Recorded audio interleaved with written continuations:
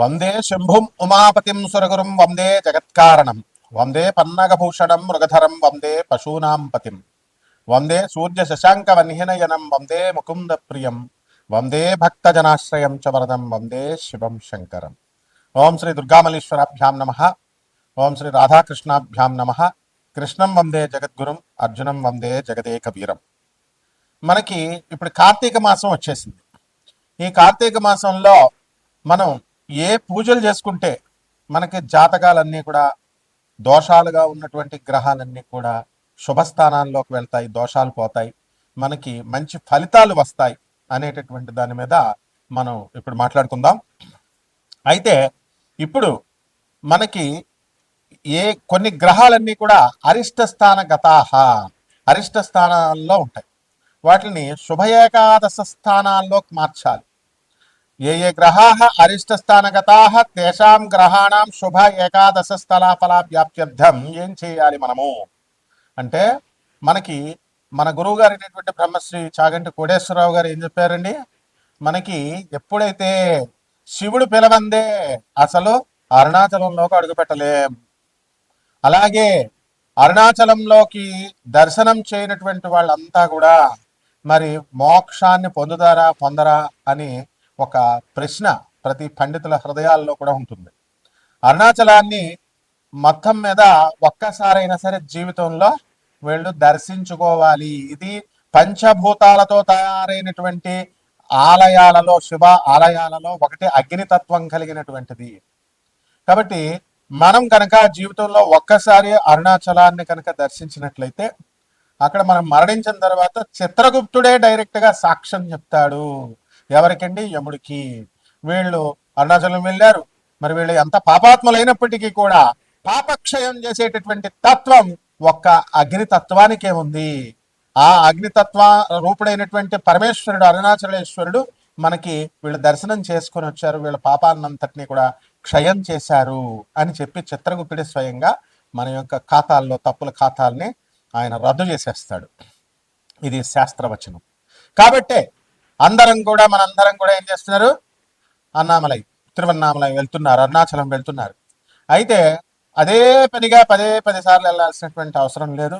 అలాగే పౌర్ణమి రోజులని కొన్ని రోజుల్లో విశేషంగా అక్కడ వాళ్ళ జనం అంతా కూడా ఎక్కువ మంది రావడం వల్ల క్రౌడ్ ఎక్కువైపోయి ప్రమాదాలు జరగడానికి అవకాశాలు ఉన్నాయి. కాబట్టి లైఫ్ టైంలో ఏదో ఒక్కసారి మీరు వెళ్ళండి. అయితే ఈ కార్తీక మాసంలో ఇంట్లో చేసుకోవచ్చు మీరు అరుణాచలేశ్వరుని. అక్కడ వెలిసిన దేవుడు ఎవరండి? అన్నామలై స్వామి.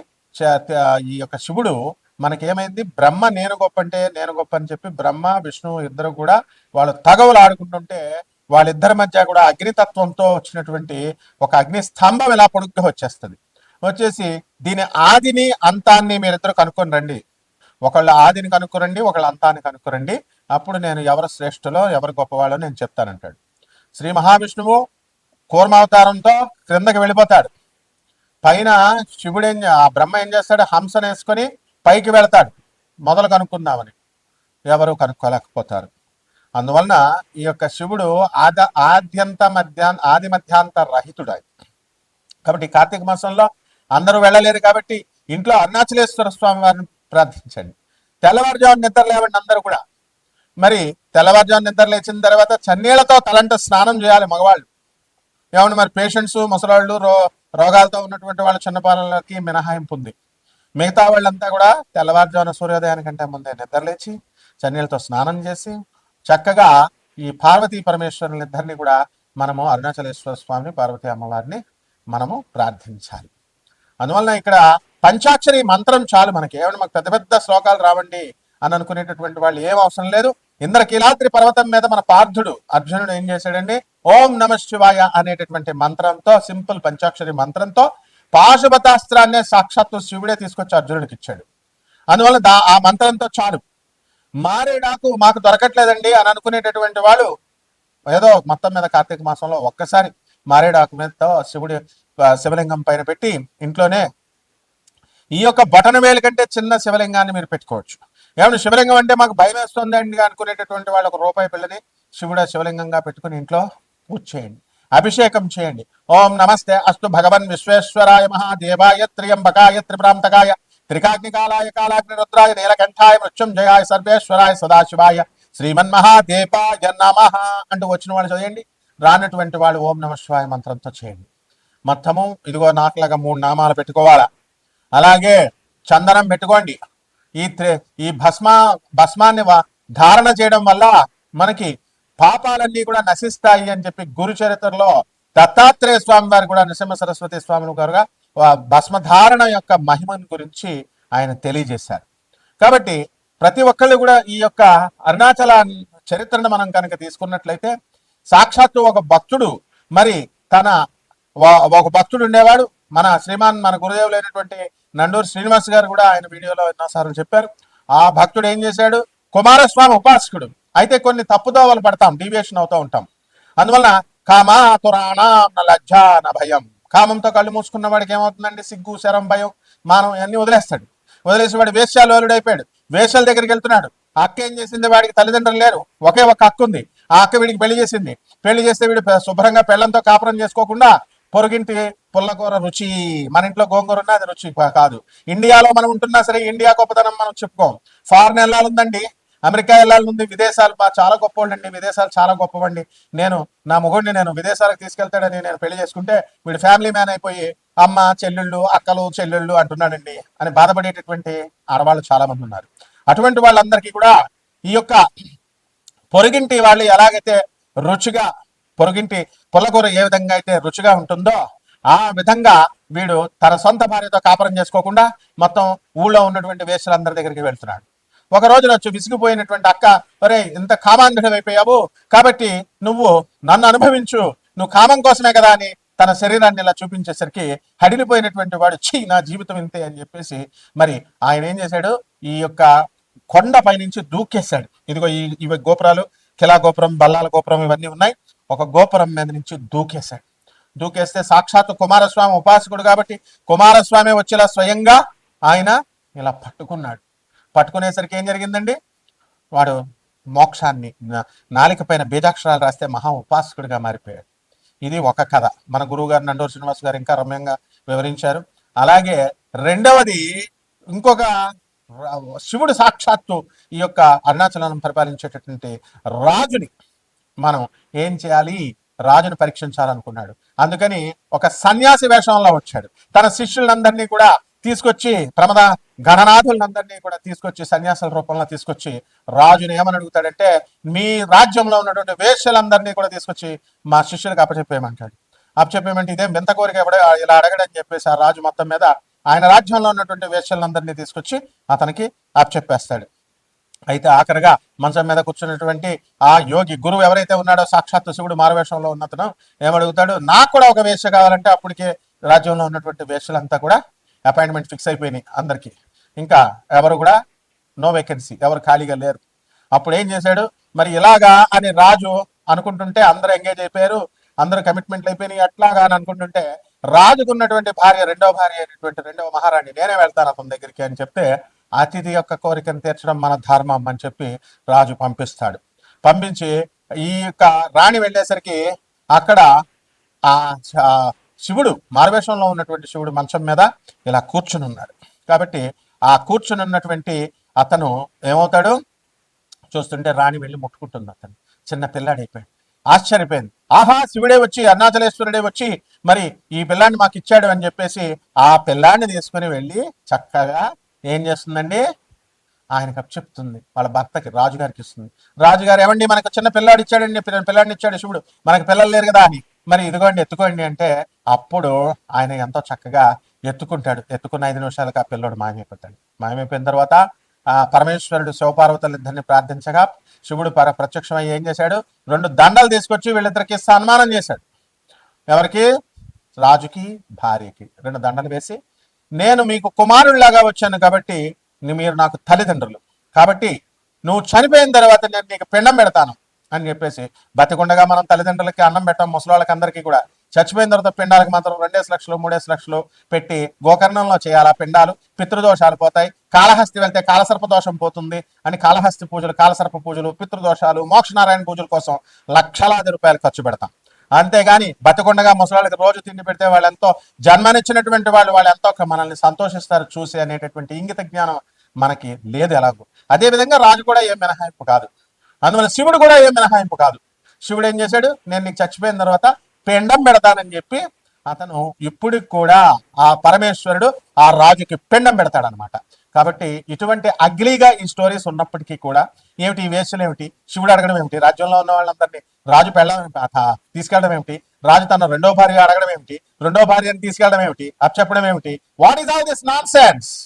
అలాగే మళ్ళీ వాడు అక్క వెళ్ళి నువ్వు వేషాలుడివే కాబట్టి నన్ను నువ్వు కామామే కదా నీకు కావాల్సింది, నన్ను హగ్ చేసుకో, నన్ను అనుభవించు అని అక్క రావడం ఏంటి, ఇట్లాంటి అగ్లీ స్టోరీస్తో ఉన్నాయి ఏంటని అనుకుంటున్నారా?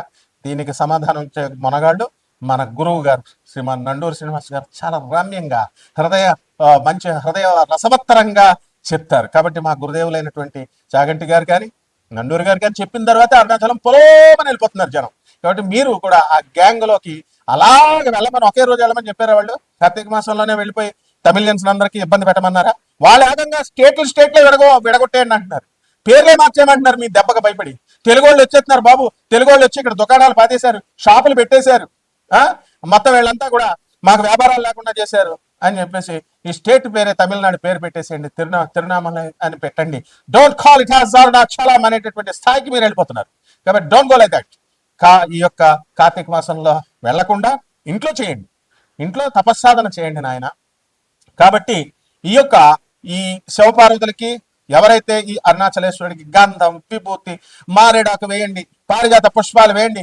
బ్రహ్మదేవుడే మల్లీశ్వర స్వామికి ఈశ్వరుడికి మల్లెపూలతో చేశాడు కాబట్టి శ్రీశైల మల్లికార్జునుడు అన్నాం.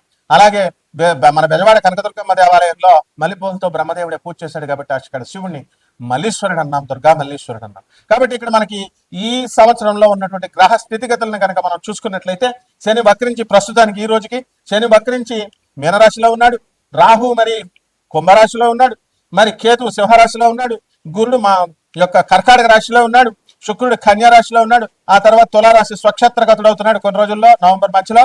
ఆ తర్వాత రవి ఇప్పుడు 17వ తారీఖు వరకు 16వ తారీఖు వరకు తులలో ఉన్నాడు, ఆ తర్వాత నీచపట్టి ఉన్నాడు, ఆ తర్వాత వృశ్చిక రాశిలోకి వెళ్ళిపోతాడు. కుజ బుధులు ఇద్దరు కూడా వృశ్చిక రాశిలో ఉన్నారు. ఈ గ్రహస్థితిని అనుసరించి మిమ్మల్ని ఏమండి మా పెళ్ళం తంతుందండి రోజు, ఏమండి నా పెళ్ళం ఎండం లేదంటే దూది పెట్టుకో. మా గురువు గారు చెప్తున్నారు, నండూరు శ్రీనివాస్ గారు ఏం చెప్తున్నారు, మీ పెళ్ళాలు మీకు ఇద్దరికి యుద్ధాలైతే అక్కడ ఆ గుళ్ళో దంపతులు వెళ్ళి పూజ చేయించుకుంటే అర్చన చేయించుకుంటే మీకు చక్కగా మళ్ళీ అన్యోన్య దాంపత్యం వస్తుందన్నారు. గుడికి కలెక్షన్ వస్తుందేమో తప్ప మీరిద్దరు అర్చన చేయించుకున్నంత మాత్రాన మీకేమీ కలిసిపోరు. ఈ గోలు పక్కన పెట్టుకోవాలి. అంటే మరి గురుగారు తప్పు చెప్పారా? గురుగారు కరెక్టే చెప్తారు, ఎప్పుడు ఏ గురువు అయినా కరెక్టే చెప్తాడు. అంటే ఏంటి, పూజలు చేయించుకోండి, ఎవరొద్దన్నారు. కాకపోతే కేవలం మేము మెకానికల్ గా పూజ చేస్తామండి కలిసిపోతామండి అని వచ్చి రోజు మీరు వితండవాదాలు పెట్టుకుంటే ఆ రాహు అలా చేయిస్తూ ఉంటాడు. సో వివేకం రావాలి, మెచ్యూరిటీ రావాలి, గురువులు చెప్పేది వినాలి. అంతేగాని గురువుకి పంగనామాలు పెట్టి గురువుకి అపాయింట్మెంట్ కోసం మేము నెంబర్స్ ఎందుకు పెడతాం? నెంబర్స్ పెట్టేది మాకు సలహాలు ఇమ్మనా? నో. మీ జీవితాలు బాగోకపోతే మీ వ్యక్తిగత జాతకాలని నాన్ కమర్షియల్ బేసిస్ తో మేము చెప్తున్నాం. సో ఈ ఛానల్ అందించేటటువంటి అపూర్వ అవకాశం ఏమిటంటే నాన్ కమర్షియల్ ఆస్పెక్ట్ తో యుఎస్ఏలో నాసా రిపోర్ట్స్ ఆధారంగా అమెరికన్ గవర్నమెంట్ అది అమెరికన్ ఆర్మీది అంత కష్టపడి వాళ్ళు ఇచ్చేటటువంటి రిపోర్ట్స్ తో పేదవాళ్ళు మీ అందరికీ కూడా మోడర్న్ సైన్స్ ని అప్లై చేస్తూ ఏన్షియంట్ ఆస్ట్రాలజీని ప్రాచీన జ్యోతిష శాస్త్రాన్ని మిళితం చేసి మేము చెప్తుంటే నెంబర్లు డిస్ప్లే అవుతున్నాయి కదా. ఏ గురువు నెంబర్ అన్నా ఉందా? మరి మా గురువు గారు నండూరు గారు లేకపోతే చాగంటి గారు వాళ్ళ నెంబర్లు పెట్టుకుంటారు అక్కడ? ఓన్లీ మనమే పెడతాం మన నెంబర్. పెడితే మీరు చక్కగా యూజ్ చేసుకోవాలి, అంతేగాని రాత్రులు ఫోన్ చేసి తిడుతుంటే సో అది మంచి పద్ధతి కాదు. And you will not be see what will happen, you will be thrown into the hell. So you renovate your life, you renovate the society. మీరు చేయండి. ఆ విధంగా గ్రహాలన్నీ కూడా ద్వాదశ రాశుల వారికి ఏం చేస్తాయి అనేటటువంటిది మీ వ్యక్తిగత జాతకం కోసం తెలుసుకోవడం కోసం స్క్రోల్ అయ్యేటటువంటి నెంబర్స్కి మాక్ చేయండి. అలాగే తప్పకుండా సలహాలు చెప్పడానికి, తప్పకుండా మీకు మీ జీవితాన్ని ఉద్ధరించుకోవడానికి తప్పకుండా మేము హెల్ప్ చేస్తాం. ఈ రాశుల వారికి ఒక్కొక్క రాశి వారికి ఏ విధంగా జరగబోతుందో విడివిడిగా చెప్తున్నాం. వృషభ రాశి, ఈ వృషభ రాశి వారికి అందరికీ కూడా జాక్పాట్ కొట్టారు మీరు. మీకు ఇక తిరుగులేదు. ఇక ఈ యొక్క కార్తీక మాసంలో పూజలు చేయాలి, అమ్మాయిలంతా తిరగకూడదు. ఎందుకంటే వృషభ రాశి వారికి ఎప్పుడు కూడా ఆడవాళ్ళ వల్ల లాభం ఉంటుంది.